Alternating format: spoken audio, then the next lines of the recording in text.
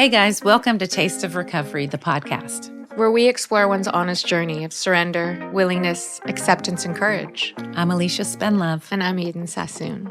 Please join us every week for authentic and raw conversations with inspiring people in recovery. We invite you and our guests to get real because the disease of addiction does not discriminate. Oh, no, it doesn't. And we go through so many emotions. We laugh, we cry, we pray. So get ready for a taste of recovery. It's either I'm scared of what's going to happen or I'm upset about what happened. And it's like, where am I right now? Hey, beautiful souls. Let's welcome Carnie to the studio today. Enjoy her taste of recovery. I guess I'm always searching for peace, and it comes in different ways, you know, and it comes in waves, and I think that's what sobriety is. You know, it's like, I feel like when you get sober and you think that you're going to like instantly be happy or happiness is here, and you know, you're just because you're sober, then anything is better than what it was, right? So the worst day is better than. What do they say? You know the expression, your worst sober days. Yeah, that's that kind of thing where it's like nothing could be worse than that helpless and hopeless feeling of not being able to stop drinking and using drugs. There's nothing worse than that. So it's like every day there's an element of peace in every day, just because I'm not drunk and I'm not stoned and I'm not, you know, abusing myself like that.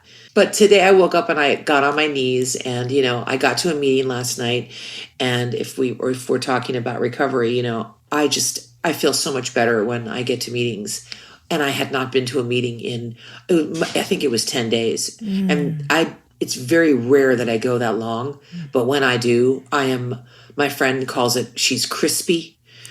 And I just get crispy, like really burnt bacon. And you're like, you know what? This is not good. And so I was feeling that way.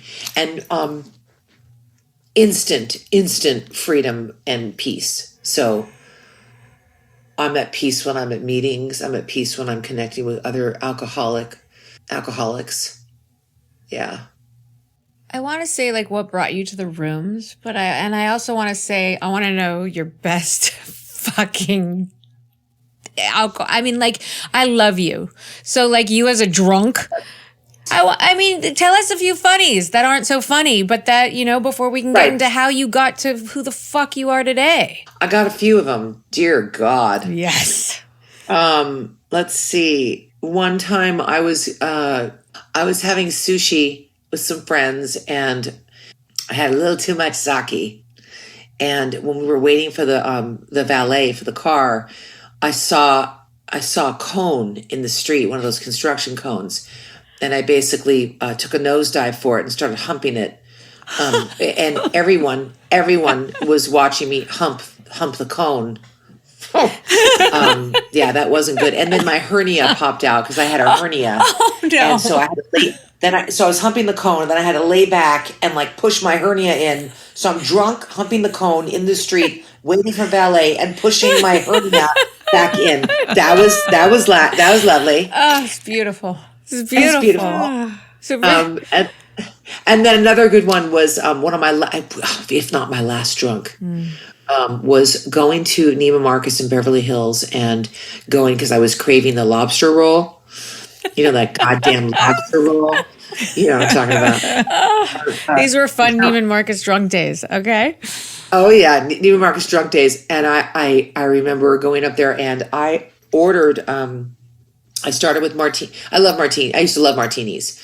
So I started with a martini, and then it became, you know, 2 or 3. And apparently I bought everyone their drinks, and I had this, it was like $1,000, like $1,100 bill that I saw later that I had bought everybody drinks. But I remember we had a really good time, and because it's kind of like this round bar and everybody was sitting around it. But I got in the car, you know, and I remember being really, really wasted and sticking my head out the window, like for air to wake me up, driving on the freeway and like just trying to focus and see the road. And yeah, I mean, it took me there, you know. It's like as fun as it was for a minute, it it could have been absolutely so tragic. And I'm just so grateful that I did not hurt anyone, on the way home from that drunk. Yeah, I can relate. That's for sure. Oh yeah. Yeah. Oh yeah. Did your kids see you intoxicated? No, I was very lucky to be sober. 2 weeks before I got pregnant is when I got sober. And my sponsor, Bonnie, said, don't do anything major the first year. And then that did not happen because I got pregnant right away. But I think that was my little blessing. I don't know if I would have stayed sober. I'm not sure I would have stayed sober. I wanted to be sober, and I was, fresh in the rooms and kind of learning about the 12-step program, which is what I used and what worked for me is working for me. But I think that because I was pregnant, I was too scared to drink. And so I wonder if that helped me that first year. I think it did. Yeah, I bet. Yeah, that was a blessing for sure. I hate to even say this because I don't give a shit about like Hollywood and who's who and blah blah blah blah blah. But you have different responsibilities, right? Or people look at you in a different light at times, and whatever. It's just the truth. And so this is years you've been in recovery, and up and down with other issues. Recovery is recovery, whether it's men, food, money, all of it, right? And I guess what I'm saying is being looked at, having more eyes on you, right? And you staying sober. What does sobriety look like? What is the day to day? What happens when you have your moments where you're just like, I'm going to pull my hair out and I'm going to ruin my kitchen and I'm going to throw all these pans around and I don't know, I'm making a haha. I could just see you in the kitchen going crazy. Happens. Yeah, I bet. I know. I just try not to let any outside voices like that affect something that is very, very personal and mine. Like my sobriety is mine. Everybody's sobriety is theirs. And I think people that don't stay sober, they haven't claimed their own, connection to their higher power or their own, like they're doing it for somebody else. I think if you are sober for yourself and not in like this, you have to be selfish in that way. You have to be selfish in that way because I can say I stay sober for my kids and there's a part of me that does, but it's like, I know that to drink and to use for me is to die because I don't have a limit. So I'm very afraid to use because I know that I will not be able to control myself and then it's going to spiral downward and I'm either going to drive my car off the cliff on purpose because I'm going to be angry that I can't stop or I'm going to hurt someone or I'm going to overdose. It's just not going to work out. But in terms of like the public eye and people watching, I've never thought about my drinking or using or my recovery in a public way, even though I'm proud to say that I'm a sober woman, but my sponsor is really hard on me like that. Like she'll say, I don't care where you come from. I don't care who your parents are, what you do. She's never given a shit and she's never put anyone, and she sponsors 17 women. She doesn't put anyone on a pedestal. And she's really adamant about that. And she doesn't even like it when I say I'm helping another alcoholic. She doesn't like the word help because she thinks that that's ego. So she'll just say you're experiencing your strength and your hope and what you've been through, but don't tell me you're helping someone because then you're putting yourself above something, whatever. And so you can be an inspiration. We can be an inspiration. So like, because we have a certain platform of being in the public eye, people watch the interviews, they see you, and maybe maybe they live in a small town and there's a meeting near them. They want to get sober. They're struggling. They go to a meeting. They're not connecting with anyone, but they happen to come across an interview like this. And they go, wow, if she can do it, I can do it. Or, I'm going to listen to what she said about spirituality or, a certain step that we talk about or whatever it is, higher power. And then all of a sudden they connect with that and then they get sober. Then that is the the public platform that I'm really okay with. But I have to keep it between me and my higher power. I cannot veer from that, because then I get paranoid. I start feeling judged. I'm not doing it right. I compare myself to other people, and that's incredibly toxic for me. Because at the end of the day, I put my head down on that pillow, and guess who it's between? Me and God. That's it. Who else is it in between? It's me and my body, my own brain, my own thoughts, my own soul. It's me. And, I can't rely on anybody else to get me sober or keep me sober. I don't really care who's watching, but I do care because if I can share something that rubs off on somebody and then they help themselves, then that's a beautiful thing. Right? It's incredible. So, yeah. Yeah. I mean, it's hard not to give a shit what people think, because that's our ego. It's like a daily process, right? God, yeah. And I mean, we wouldn't even be I wouldn't be in the industry if I didn't I don't know. There's like a difference between art and fame. I think, art is very different than fame. I mean, you're an artist. Right. Like an artist, they paint, they create, and I think it's just in their system. They have to get it out. It's their release. It's their, it's their therapy. It's their, it's how they express. I'm not sure if they sit there when they're painting, I'm painting this because I want people to admire this. I'm not sure that there might be people like that.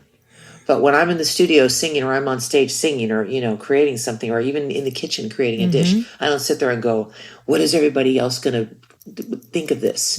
You say, I hope they like it. Right. But you're just like, I know I have to speak for myself. I don't sit there and go, what am I going to get out of this? It's more like, I don't have a choice. I have to release this. I have to express this creatively.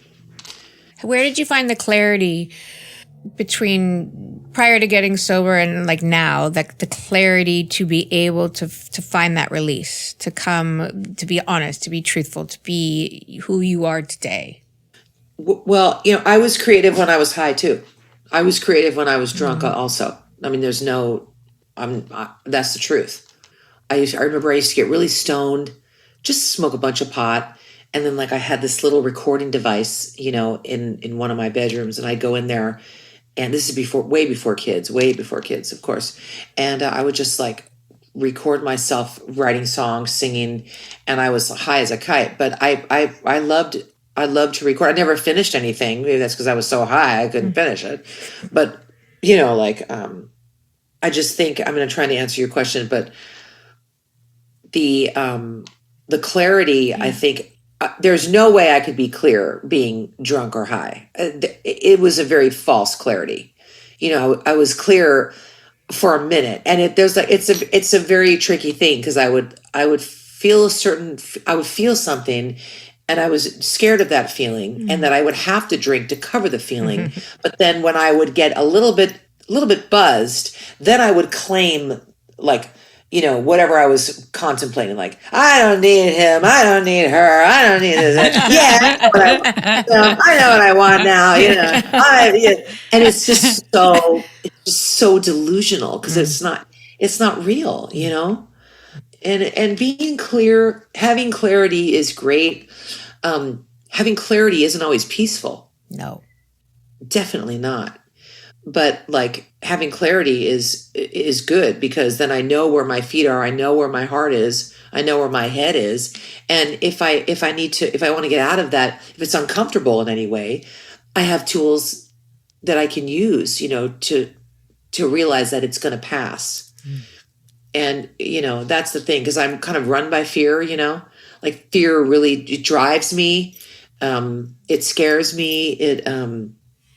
But it can also lead to me going for it. I'll be really scared of something, and I'll be I'm scared. Even going out on stage, you know what I mean? Every time I go on stage, I pace around. I let out some farts. I'm just I burp. I fucking love you. I'm like, oh my God, I'm so nervous right now. Yeah. And I'm I don't want to go out there. I feel scared. And I start, and then I ask myself, what am I scared of? Just go out there and be yourself, and be true, and show your appreciation for how much you love to sing and the music. And like, that is what drives me. And I'm able to face the fears. I don't, I was never like, I never got drunk before I sang. And I think because before we got back together, I was sober when the group got back together. So I was definitely clear enough to like really be in the moment. I don't think it would have been the same if I was drinking. No. What would you say to artists that think that they have to be fucked up all the time to create and be successful and to live in the music world, especially? Yeah, well, I mean, look, I think of my dad, the way he was sober or just, really young, writing really beautiful songs, like his song Surfer Girl was inspired by When You Wish Upon a Star by Disney. That's inspired him to write it. I think he was 19 when he wrote Surfer Girl. I mean, he's just out of high school and he wrote this beautiful song, and he wrote part of it in high school, and I think the teacher gave him an F on the song, and then he went back like 40 years later and the motherfucker corrected it and gave him an A. Yeah, you're damn right, you better get an A. Yeah. For that song. How dare you give him an F? Oh my God. But like, I think that I think of my father because I think of like someone, a songwriter and an arranger and producer who was sober and wrote great songs, and then got into that era of the 60s and the 70s and felt like he was experimenting with drugs. And so I think he was, he was in competition with the Beatles and all these other people. It was his own internal competition he was feeling. But I think he thought that drugs would like elevate his creativity. And, I don't know if it did. It might have. I mean, I don't know if he was high when he wrote Good Vibrations, but he might have been. I don't know. And maybe it did enhance, maybe it does open up some kind of channel. But I wouldn't say that you have to be buzzed or drunk or high or stoned to be able to tap into your creativity. I think it's just about, sort of getting into a certain place in you and what you're feeling, and then it comes out. It'll just come out when you least expect it. And that's why songwriting is difficult, because it's like you go, oh, let's have a songwriting session, and you sit down and you're like, okay, let's write a song. And sometimes nothing comes because it feels forced. But that's why I love collaborating. Somebody will start something, it'll trigger, a feeling, or it's a melody, or it's, a chord, and it strikes something in you. And then all of a sudden something pops up, and it's like, it's divine. It has to be divine because it's just coming from somewhere else, That takes me into the rooms of AA, and we collaborate. And someone says something, and all of a sudden it sparks something in you, and boom, it's divine. Totally. Whew. Totally. That's I never even put that together. I didn't either until you just said it. Eden, that's great. Thank you. And it's so true. Yeah. Were you ever afraid to walk into the rooms of AA? I'm just thinking of people who are listening who maybe, like, I want to change and I want the help, but I'm so scared, and maybe they just, what was your experience? Yeah. I mean, I think there's a desperation, a certain level of desperation that you feel and you hit, this like surrender. Like, I knew I was an alcoholic for a long time. And at that time, right before I got sober, I was asking everybody around me, do you think I'm an alcoholic? Do you think I'm an alcoholic? And it was like, there was me going, thinking, I want someone to say to me, you're really screwed up. You need to get help. You need help. I wanted someone to sort of validate that, but I knew in my heart. What were they saying? Nah, don't worry about it. Don't think about it. Yeah. Or they would say, I've never seen you like really drunk or high, whatever. But I mean, drinking at every waking moment was wanting to be high, and like just the hiding and the lying to my husband. I couldn't live like that. And it is so progressive. So it wasn't going to get better. It was just going to get worse. And so I think just like that, the defining moment, I think every alcoholic that does get sober and maybe, joins the program or 12-step recovery has some kind of moment that is the crossroads. They're like, okay, I'm going to die if I don't do this. And that is the desperation and admitting to themselves, I need help. I can't stop drinking. And maybe they don't call themselves an alcoholic, but they're surrender in some way. And I think it's important to like know when that moment was, so that you can reflect back. I remember that moment. And my husband was out of town. He was recording a record, and it was up in Weed, California. How perfect is that? Jesus Christ. There's an actual town called Weed. And so, yeah, I know. Can you believe it? So he was gone. He was in Weed, and I was alone, in this big house in Carson. I was alone and high. No, I'm kidding. I was alone and high, drunk, on the phone. I would drink. I would talk to him like before bedtime, and I'd make sure I was sober when I talked to him, so that after we hung up, I could, do my drinking and pass out. Yeah. But I do remember waking up and being like, hearing this voice going, this is the day that you're going to get sober. And I felt the presence of something huge, and it was very beautiful and warm and loving. And it was like, go to Moore Park and step into the room and just see what happens. And I heard people speak, and I was like, this is crazy. I feel like I'm listening to how I feel inside. It wasn't scary from the minute I walked in there. It was like such a relief. I couldn't believe it. That was 20 years ago. And I remember being at this party for the talk. It was like a celebration of something. And Sharon Osbourne and Sarah Gilbert were next to me, and they had these drinks, right?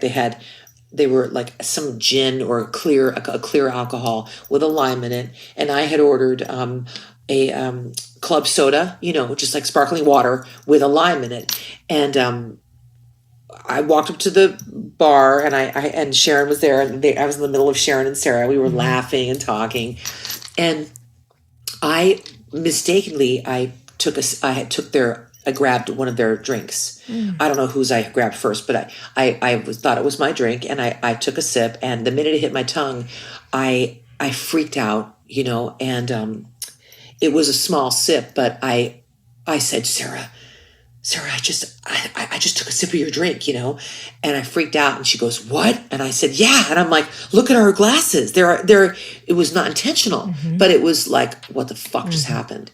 And I freaked out, and she's like, you know what? It's okay. You didn't mean to. It was a tiny sip. And I'm like, and I, my heart was racing, and I really was freaking out. And you're not going to believe this. Happened a second fucking time. It happened a second time.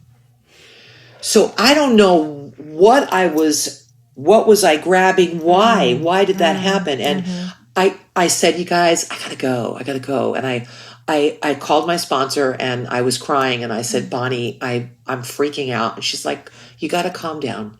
This was, you didn't mean to do this. And I was like, why did that happen? And cause you have these drunk dreams. You have the dreams that you drink, and you swear that you had a drink. It feels so real when you have I've had dozens and dozens of drinking dreams over the past 20 years, but I have not taken a drink. And that was, I didn't call that a slip. So I realized it was a mistake, and that was that. Yeah, that wasn't a slip. It wasn't a slip. No. It was not a slip, so that's life. I think stuff like that happens sometimes, and then that it was a mistake. What are you going to do? You know what I mean? I mean, it wasn't like I went glug glug. It was like just like a. Well, right. It's the behavior behind the action, and your action wasn't like, oh my God, I'm going to get it, and your obsession of the mind, and no, it was an actual mistake. Yeah. Oh, I had to pick myself up and get out of there, and I was hysterical. It was awful. But I do want to bring up that sometimes I have trouble sleeping, and when I had this like medical scare, I I hadn't slept in 3 nights, and it was actually no sleep, and it was like being on a fucking cocaine binge. You know what I mean? And I called my doctor and I said, we got a real problem here. I am not sleeping. And he said, look, I said, my blood pressure is through the roof, and I can't control what's happening right now. I'm waiting for test results, and I'm a fucking wreck. Mm-hmm. And so I called my sponsor and I said, you know what? He's giving me some Ambien. I have to sleep. I have to sleep. This is not okay. My anxiety was so bad that it was physical. Like every time I would fall asleep, I would wake up and I would my heart would race. My stomach it was awful, you guys. Mm-hmm. So I took the Ambien, and for me, it put me to sleep, right? Mm-hmm. So it blacked me out. It was great because I just went to sleep. Mm-hmm. The problem is that I renewed the prescription because I loved it. It was glorious. I could black out just like alcohol. I remember just black goodnight, and that I renewed the prescription. And then about a year later, another thing happened where I was waiting for test results, and the same thing happened. And I got the prescription, and I called a different doctor and renewed it, and I changed my sobriety date. I decided to change my sobriety date. So, I haven't had a drink in almost 20 years. In August, it'll be 20 years. But it will be 5 years clean and sober this December. Clean and sober. Because that was, to me, I was heading for a drink. And it was a personal decision in my heart that it was mind-altering for me.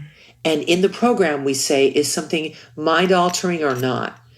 This was mind-altering. So I need to say that because it's for my own, accountability, and maybe for somebody else out there that is taking a mind-altering substance and they are kidding themselves and they're saying that they're sober. This is important shit. I think that's so courageous of you to share, and I know that you do. And I struggle now. When my sister passed in 2002, the doctor put me on, at the time I think it was Xanax, and then it switched to Klonopin, and now it's Ativan. And it's been since 2002. This is 22 years later. And so in this last year of sobriety, because I relapsed, I keep sort of bringing it up. And there is this fear of because it has a grip on my mind, like in my brain, like it's a chemical thing that I have to do very slowly with the doctor. Just my sponsor, Bonnie, is really smart the way she talks about this kind of stuff. She says to me, it's the act of putting a pill in your mouth. And, I take blood pressure medication. I'm thinking about going on Wellbutrin. I don't know yet. These drugs that really help people that have issues with the connectors in their brain. Yeah. Depression is real. Yeah. So there's a difference between getting high and your intentions to get high and black out. I do believe there's a difference. Yeah. So I'm not putting down people that take medication to help with the synopsis of whatever we scientifically say it. Right. That's important. Yeah. But for me to take a pill or take something that is going to bring me to another state, an alternative state in my brain and in my mind, that is where I can't do it, because it's going to lead to heavier stuff. That is definitely who I am. No, and it's worth talking about. I mean, even now at meetings, I do talk about, there's this whole Ozempic, trizepatide, semaglutide craze, and I was on it. And weight was make fantasy with men is my first, and food is my second. And if I can take something to control this brain from wanting everything in front of me to eat, because that's what stuffs my feelings, I'll take it. And so I started looking in the mirror, and I started turning into this nothing. And I was like, this is what you've wanted your whole life? There's no health behind it. There's no muscle. You're fading away. You just want to disappear. And so it was the complete opposite of what I've always wanted. And I'm like, this has to stop. This is crazy. And it's so real. So real. I appreciate you sharing that. I know for me personally, I'm never going to really change like that that addict is always going to be inside there, living in there and wanting all the bad things for me. It's okay because who's perfect, right? I don't have to sabotage myself. I don't have to give in to that devil, that poison, that poisonous thinking. A disease is a disease. I believe we're born with it and we have it.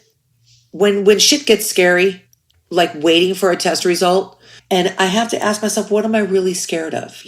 And those kinds of things are what sends me into tailspins. It's the I can't deal with it and fuck it's that I get. And I am dealing with it.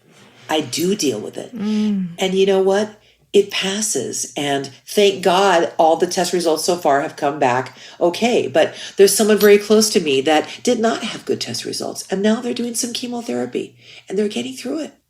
And, whatever life is going to bring, I got to face it with clarity and sincerity and, looking at it right in the eye and facing it. And it's not always comfortable.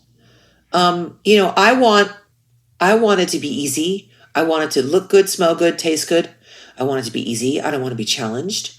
I don't want to be hot. I want the perfect everything. It's just not. That's not going to happen. It's not life. And I'm quickly right-sized. That's the entitled child that was spoiled, that missed out on certain things, but boy, other things were real easy. And so now that I'm a parent, I try to be very real about making mistakes and struggles, And learning to do those things sober. And learning to do it all sober. And that's really what I meant. That what I'm getting at, right? Is we have to do this shit. We have to go through, we have to be uncomfortable. And know that there's a beginning, middle, and end. That's what Bonnie, my sponsor, always says to me. There's a beginning, a middle, and an end. And I have to identify, where am I in that? Am I right in the beginning of this? Am I right in the smack in the middle? Am I towards the end? And it feels so good. You're sober and you've got the situation and you deal with it and you share about it and you face it and you get through to the other side. And that's how are we going to keep the sobriety if we're not able to share that with someone? You know what I mean? We have to be able to give that away. And that's why it's so brilliant. The way this program that we're in is just all the steps are there and all the whole process. But it's if I don't work it and I'm not in it, I'm just going to fucking Titanic where she's like, Jack, and then she's done. And then he goes under. Bye-bye. Yeah. Slowly bye-bye. Right? Whew. See, as she's talking, I have to say something because my co-partner over here, I've watched her go through her second round. I'm sorry, I'm going to share that you've shared it before, so I'm going to because we're talking about being mothers and women and going through things with such grace. And she's gone through her second round of chemotherapy.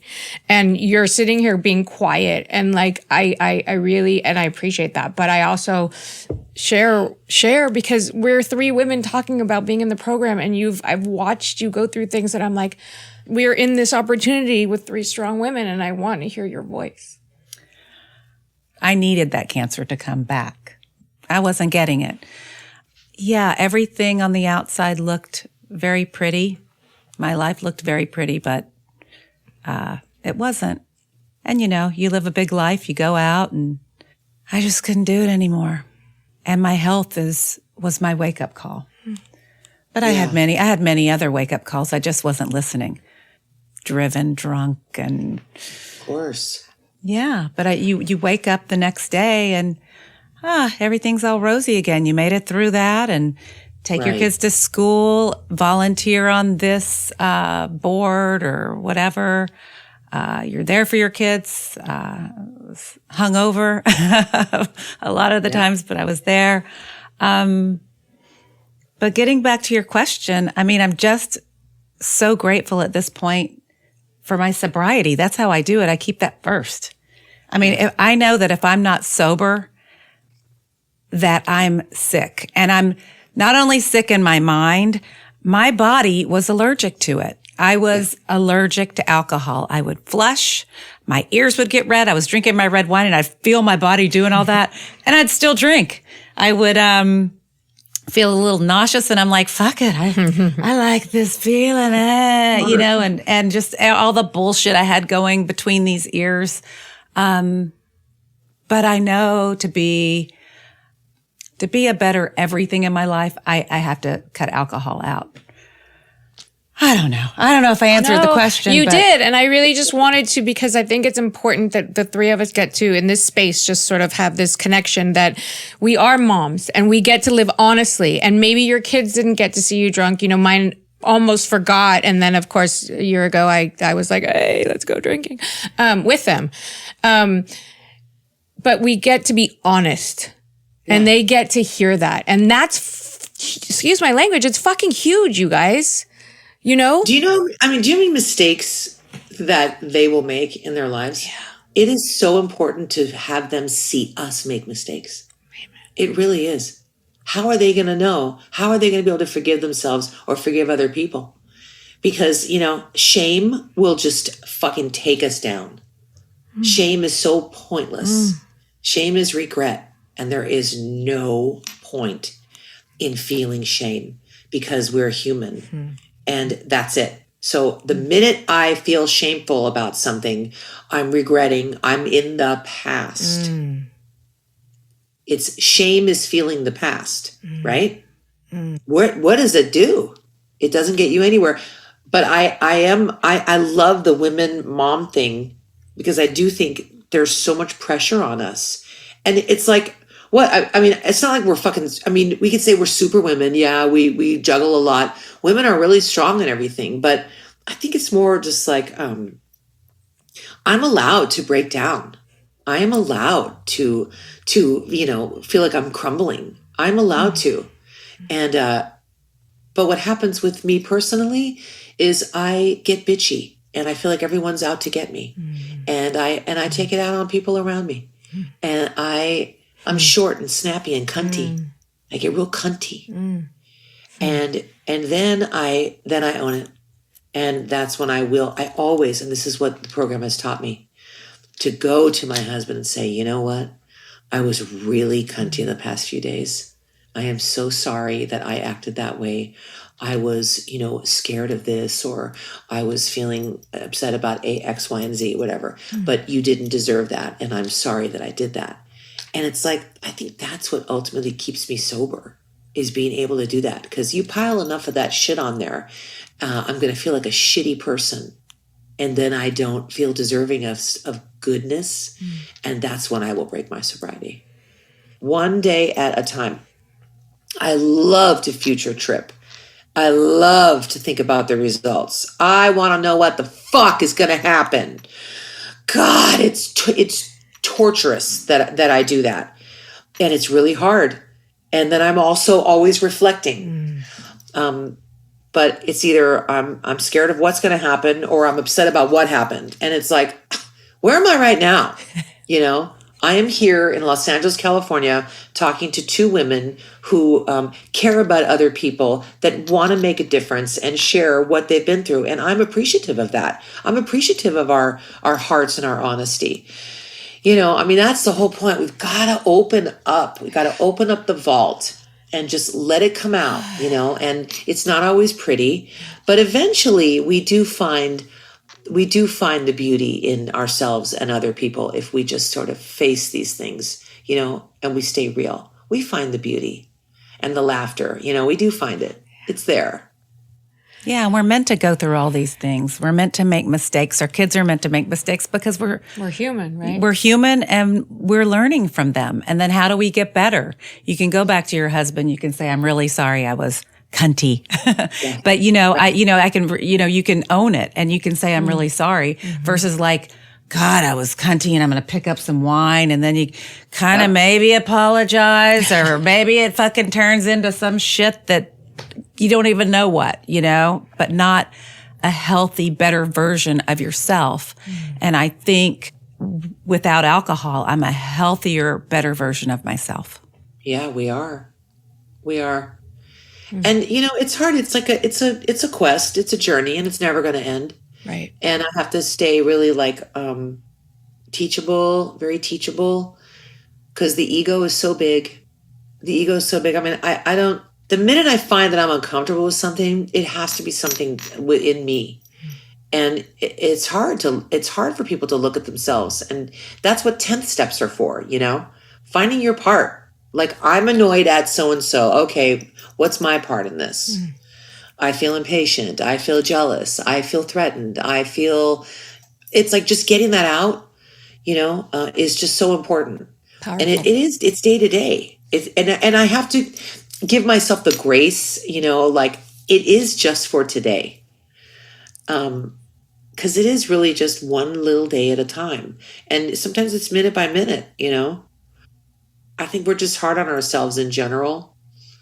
And I also like been working lately on like slowing down. Like, why is everything a fucking race? Why am I in such a hurry? Right? Alan Watts, I love him. He's a great philosopher, English philosopher. But just listen to him. His voice, his tone, his cadence, everything. And he says, basically, my language is, where the fuck is everyone going? And I'm Where are we going? What? You're right. What's going on? Why are we in such a hurry? Why? It's like, I feel like all the years of like, you're in school and like you have to do this physical education. Like, remember those fucking tests we used to have? Like, education? My nightmare. Like, we're racing. Who's the fastest time? Who can do a pull-up? Fuck a pull-up. I was like, I mean, and then you feel like shit. Right. Just like beating you down. God. What are we doing? What are we racing towards? I don't know. That's why technology is so screwed up. Because it's like we're trying to be better, quicker, faster, and it's frightening. It is scary. It is so scary. And I try to tell my kids, like when we're in the car, put your phones down and look out the window. Okay? Look out the window when we're going somewhere. Get lost in your thoughts. What are you thinking about when you're looking out the window? What is it making you think about? When you drive down the street and you see someone that's homeless, what is that making you think about? Maybe it's gratitude. Maybe you're grateful that you're not in their shoes, and maybe you can say a prayer for them. Or, we pass by a beautiful tree and you're like, God, that's a beautiful tree. God, there's something bigger than me. Aren't we lucky? Whatever that is, feel something rather than looking at your fucking TikTok and stuff. I mean, it's like, it's so hard because it's a part of our world and our business that we're in. And it's like, part of me wants to just like throw the phone away and just forget it. God. And then there's that other part of gratitude for this idea of, because as you were saying that, I'm like, God, I know I have that feeling. And then I know sometimes when I wake up at 4 a.m. and I'm like, fuck. And I pick up the phone and I don't go to all the stuff. I go to my apps that give me meditations and Glorify, which is prayerfully and takes me through this beautiful mindset of getting present. And I'm like, thank you, phone, for allowing me some freedom of self. Right. Yeah. So I try to find the good in the crazy of the technological world. And look, we're able to do this right now. Exactly. Right? So God bless that. Right. No, there's a healthy limit, but we're addicts. So the word limit. What the fuck with the word limit? I'm like, give me another dating app, please. I want to be on all 20. I'm kidding. I stopped it. But back in the day, I was like, can I get on 10 more? There's got to be 10 different, right. Come on. It's like it's never enough. No, nothing's enough. No? Yeah, God, it's like a constant battle in this day and age to stay grounded, right? To really wake up and go, okay, I'm going to walk outside and feel my, feet on the ground, the grass between my toes. I mean, that's it. And then we can be present. What a crazy thought. Because back in the day, I bet you women would come out and they'd walk out and they'd look around and the cows were in the pasture and that's what they were going to do is go milk the cows. And they're like, can I do something crazy and exciting? And now we're like, so funny. Right? We want to slow down. Right. No, I actually have fantasies about moving to a very remote area, having a farm, right? Having a farm, baking pies for the neighbors. I want to live with you. I know that. And my husband loves animals. We are really, Pennsylvania is a beautiful place and it's near the city. we're really thinking about that when the kids are done with college and the whole thing, that could be like maybe the ultimate of serenity that I've never allowed myself to feel or whatever. But there's a part of me that's scared of that too, Of course. But I want it really badly, and I'm inching my way towards there. I feel it. And I know you always know what LA looks like and feels like. So you can always find your way back here at any minute. So I wish that for you. I do, because I wish that for myself. I wish that for you. Yeah. Yeah. Well, I mean, I could sell the house and, buy a freaking mansion, and a big farm and buy 50 acres and or 100 acres and just have, I think about the pioneer woman, Ree Drummond. She owns like practically the whole state of Oklahoma. I think about, I love her so much. And she's so great. So it must be so cool. Yeah. You never know. No, we don't. We know nothing as of right now. We know this minute, but that's it. We don't know. We know we're sitting right here, right now. I know. Yeah. And lucky to be doing that. Absolutely. Yeah. So if you could say some words of wisdom, like some really, true anything to somebody struggling, what would you say? I would say that feelings aren't facts and that it's okay to feel something, and whether it's good or bad, it's going to pass. And that don't be so hard on yourself. I always tell people to find something that's great about them and stop comparing themselves to other people. And truly, when you, not in an egotistical way, when you can actually say, I'm worthy of who I am, what I've been through. I'm going to start crying. That I deserve to feel happy and have feelings of peace and serenity. My actions actually define who I am, not my past or what somebody else thinks of me. So what can I do to make a difference? Thank you so much for joining us. We hope these stories have touched your hearts and left you with a newfound appreciation for the incredible strength within us all. And if you found our podcast to be a source of inspiration, we'd be extremely grateful if you could take a moment to rate and review us. Yes, review us. Your support helps us reach more people on the path to recovery. And while you're at it, hit that follow button on Apple, Spotify, or wherever you listen to your podcasts. Remember, you're not alone. One day at a time, we got this.